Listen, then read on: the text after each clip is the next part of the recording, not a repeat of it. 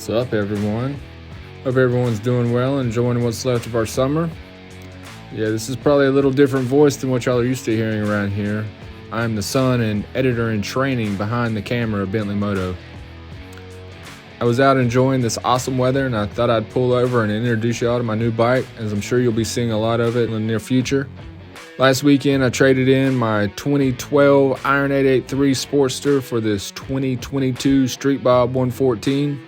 I love that Sporty. I put a lot of time and money into it, and honestly, like a lot of people, I thought I'd never get rid of it. But it was time to move back to something a bit bigger, and financially, owning two bikes just didn't make any sense. The previous owner did a couple things to this bike. They added forward controls and a set of Vance and Hines short shots, neither of which would be something that I would have done personally, but they decided to remove the baffles from the pipes, which made them make this god-awful sound when decelerating. Don't get me wrong, I love some loud pipes, but not like this. So the first order of business was to order some new baffles. Unfortunately, I wasn't able to find the standard baffles, so I opted to get the quiet baffles. They did do away with the awful sound, but that also makes it the quietest Harley that I've ever owned. As for the forwards, I definitely wasn't a fan of them at first, but after putting a few hundred miles on it, they're starting to grow on me, which I guess is a good thing because converting back to mids is a pretty pricey conversion. One strange thing regarding the forward controls is the brake side is all black, yet the shifter side is mostly chrome.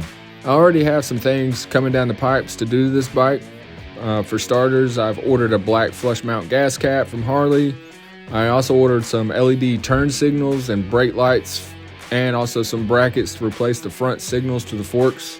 The big something that Dad and I are going to be tackling next weekend is to add a pair of 12-inch KST Pathfinder bars, so keep an eye out for that video coming soon. I have a lot of ideas rattling around in my head for things that I want to do to this bike. If any of y'all have any suggestions, please feel free to leave them in the comments below. I'd love to hear them. As I said, you'll probably be seeing a lot of this bike on the channel, so please let me know what you think. If you like what my dad's doing on the channel, please like, subscribe, and do all those things. I'm sure he'd really appreciate it.